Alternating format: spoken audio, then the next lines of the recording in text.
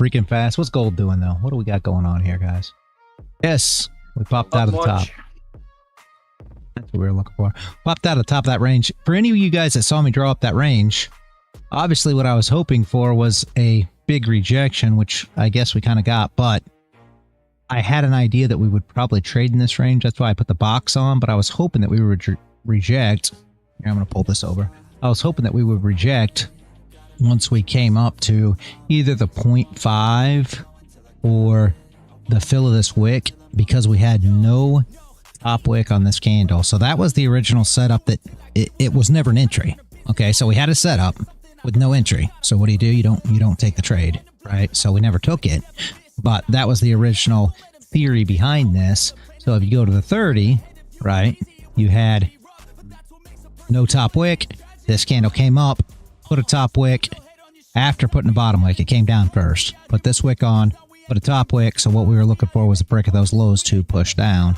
And that never really played. Now on the hour, the very ending of this hour candle, obviously it must have been when I was gone, because it had to be after the 45-minute, spot. It actually came down and broke these lows, just to put a bottom wick on this candle though. So this was the range that we marked up from all the way left. I had blue lines here for anybody that wants to look at it. So we expected it to trade in here, but we were hoping that it was just going to push up into here, recover that wick, and then fall apart because of having a wickless candle here. Just didn't play out, and that's the whole reason I wait for all these things to take place, and I have so many rules, is because we didn't get involved here. Even though we knew it, the top wick came up, we knew not to get involved because we hadn't retaken the lows yet. So that keeps you out of the trade.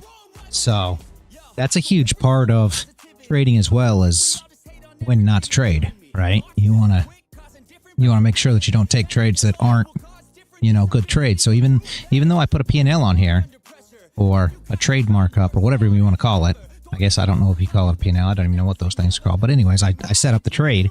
Even though I do that, I'm not looking for it until it hits the entry. And if we never hit the entry, or the stop loss gets too big, then there was no entry. So you got to have a setup. Number one, you got to have an entry. Number two, now you won. I don't care if the trade works or doesn't work. You had your setup, you had your entry, you won. You took it, it's done. So, and then you go on to the next trade. All right, what do we got here? Use micros. Oh, I'm missing a lot. You guys are talking a lot.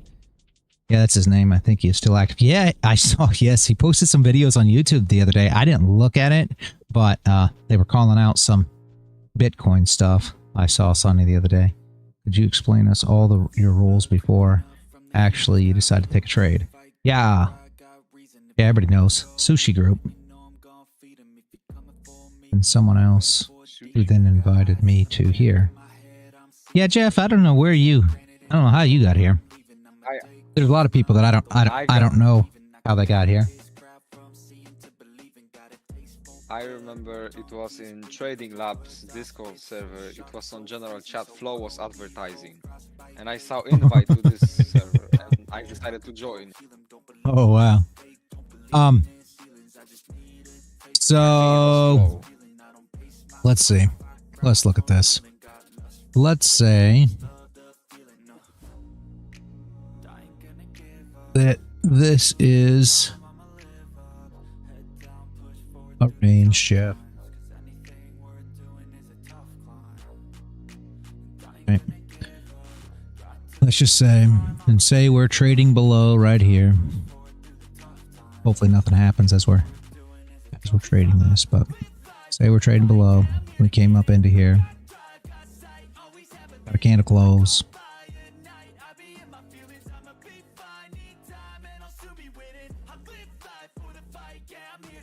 Like this. Again, don't worry about candle colors. Doesn't matter. None of these colors actually matter anyway. Then you get the next candle come in, push down,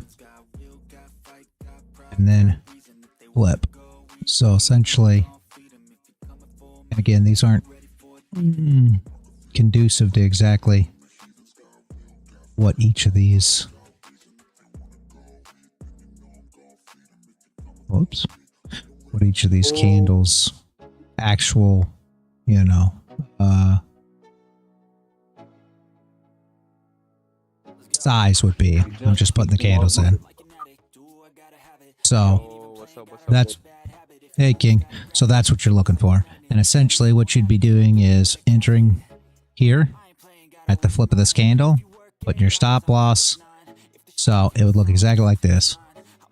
Entry, stop loss, take profit 1, top of the wick, or however you prefer to do it, and then you're running your entry up, expecting to come up, grab these stops, and move up like this candle right here did.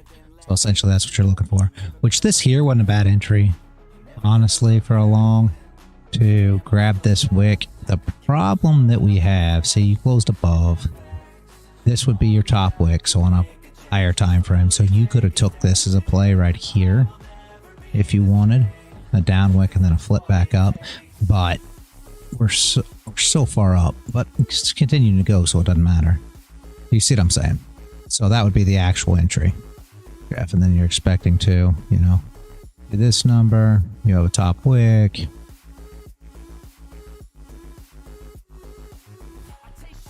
whoops, I pulled the wrong thing. That's fun. Let's pull this over so that makes a little more sense. So this we'll put on a top wick. If the candle closed like this, look something like that. Next candle comes in. Things moving nicely, guys. Next candle comes in, same thing. Wick down, wick up, continue on. So that's what you're looking for. Let me get rid of all this though. We're actually moving, guys. I'm sitting here messing around on a chart. Yeah, it broke the previous market. What's going on here? Yeah, we're going right to the weekly open. Oh, I'm missing this. Yeah. 30 close here. Did we get a opportunity? No, not really. We had another wickless candle. Yeah, we broke that range. Yeah, she's running. Okay. Very nice hold here.